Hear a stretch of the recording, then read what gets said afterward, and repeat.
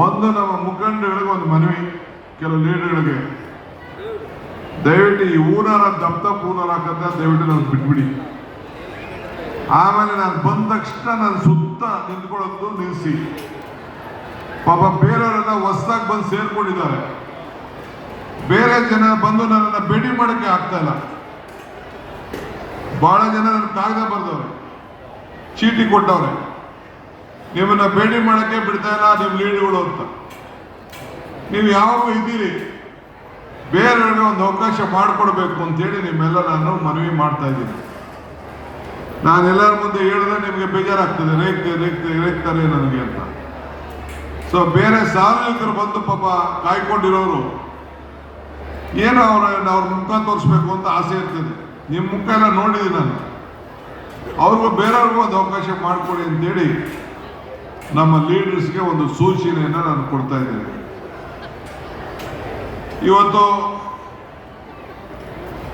ಬಹಳ ಜನ ವಿವಿಧ ರೀತಿಯಲ್ಲಿ ಟೀಕೆಗಳು ಮಾಡ್ತಾ ಇರ್ಬೋದು ನಮ್ಮ ಕಾರ್ಯಕ್ರಮ ನೋಡಿ.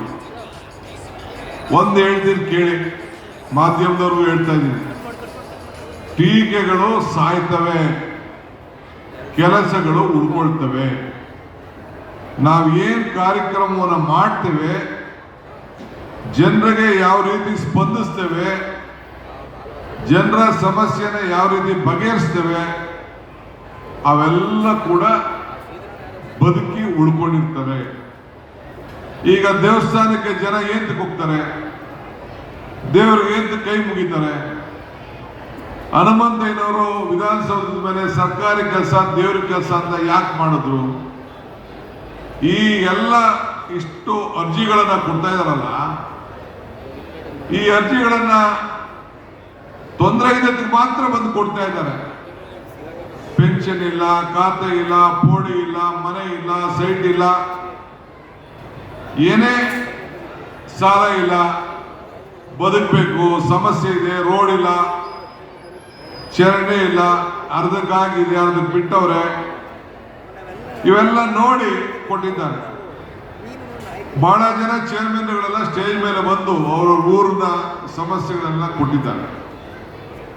ಅದು ಕೂಡ ನಾನು ಗಮನಿಸ್ತೇನೆ. ನೆನೆ ಮುಖ್ಯಮಂತ್ರಿಗಳ ಹತ್ರ ಮಾತಾಡಿದ್ದೇನೆ ಸಾಯಂಕಾಲ.